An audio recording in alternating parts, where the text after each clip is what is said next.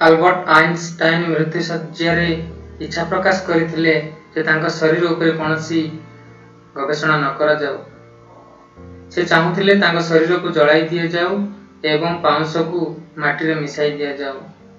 17 April 1955ରେ Albert ଆଇନଷ୍ଟାଇନଙ୍କର ଶରୀର ଭିତର ହୃଦୟର ମୁଖ୍ୟ ଶିରାରେ ରକ୍ତପାତ ହେଲା। ତାଙ୍କୁ ଆପାତକାଳୀନ ହସ୍ପିଟାଲାଇଜେସନ କରାଗଲା। ଡକ୍ଟର୍ସ କହିଲେ ସର୍ଜରୀ ଦ୍ୱାରା ତାଙ୍କୁ ବଞ୍ଚାଇ ଦିଆଯାଇପାରିବ, କିନ୍ତୁ ଆଲବର୍ଟ ଆଇନଷ୍ଟାଇନ ମନା କରିଦେଲେ ସର୍ଜରୀ ପାଇଁ। ସେ କହିଲେ, ମୁଁ ଯେପର୍ଯ୍ୟନ୍ତ ଚାହିଁଛି ବଞ୍ଚିଛି। ମୁଁ ମୋ ଜୀବନ ଜି ସାରିଛି। ସମୟ ଆସିଯାଇଛି ଯିବା ପାଇଁ।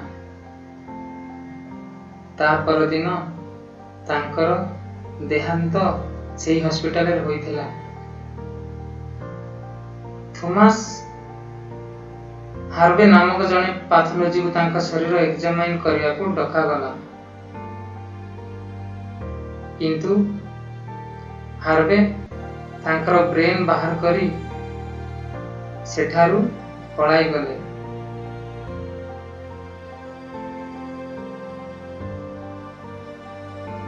ସେ ପ୍ରଥମେ ତାଙ୍କର ବ୍ରେନ୍କୁ ଓଜନ କରିଥିଲେ। ତାହାର ଓଜନ 1 କିଲୋ 230 ଗ୍ରାମ ହୋଇଥିଲା।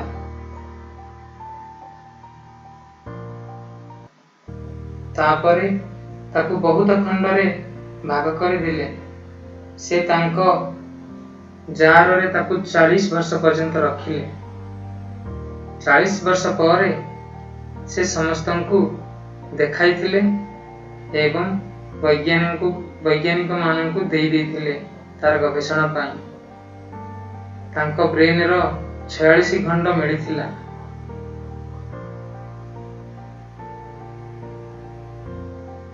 ବର୍ତ୍ତମାନ ତାହା ମୋଟର ମ୍ୟୁଜିୟମ ସଂଗ୍ରହାଳୟରେ ରଖାଯାଇଅଛି। ଗବେଷଣାରୁ ଜଣାପଡ଼ିଲା ଯେ ତାଙ୍କର ବ୍ରେନ୍ ଅଦ୍ୱିତୀୟ ଅଟେ ଏବଂ ସାଧାରଣ ମଣିଷଠାରୁ ଅଲଗା। ତାଙ୍କ ବ୍ରେନର ସେଲ୍ ସଂଖ୍ୟା ବହୁତ ବେଶୀ।